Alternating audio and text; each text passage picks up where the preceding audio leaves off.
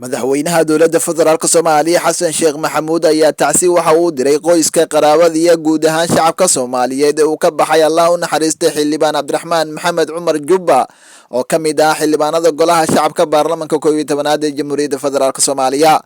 madaxweynaha ayaa xusay in marxuum Cabdiraxmaan Maxamed Cumar uu ahaa nin dhalinyaro ah oo door firfircoon ku dhex lahaa xildhibaanada golaha shacabka ee baarlamaanka Jamhuuriyadda Federaalk Soomaaliya, isagoo Alle ugu bariyay marxuumka inuu hoygiisa ka dhigo Jannatu Firdawsa, samir iyo iimaanna uu ka siiyo qoyskiisa iyo guud ahaan ummadda Soomaaliyeed ee uu ka baxay.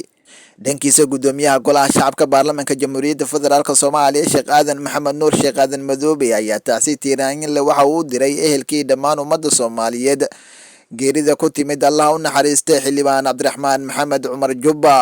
oo ku geeriyooday magaalada Nairobi ee dalka Kenya.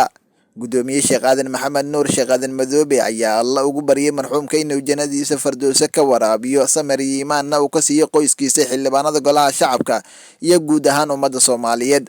madaxweynihii hore ee dalka Maxamed Cabdullaahi Farmaajo ayaa dhankiisa war qoraal ah uu ku daabacay bartiisa Facebook waxa uu murugada geerida la qaybsaday qoyska, qaraabada iyo dhammaan ummadda Soomaaliyeed ee uu ka baxay Allah u naxariistay xildhibaan Cabdiraxmaan Maxamed Cumar. sidoo kale ra'iisul wasaarayaashii hore ee kala ah ra'iisul wasaare Xasan Cali Khayre iyo Maxamed Xuseen Rooble ayaa dhankooda tacsi waxay u direen dhammaan shacabka Soomaaliyeed, qoyska iyo qaraabada uu ka baxay xildhibaanka, waxayna dhammaan mas'uuliyiintani Alle ugu bariyeen in marxuumka uu jannadiisa Firdawsa Alle ka yeelo. Maxamed Salaad, Honkebel TV, Muqdisho.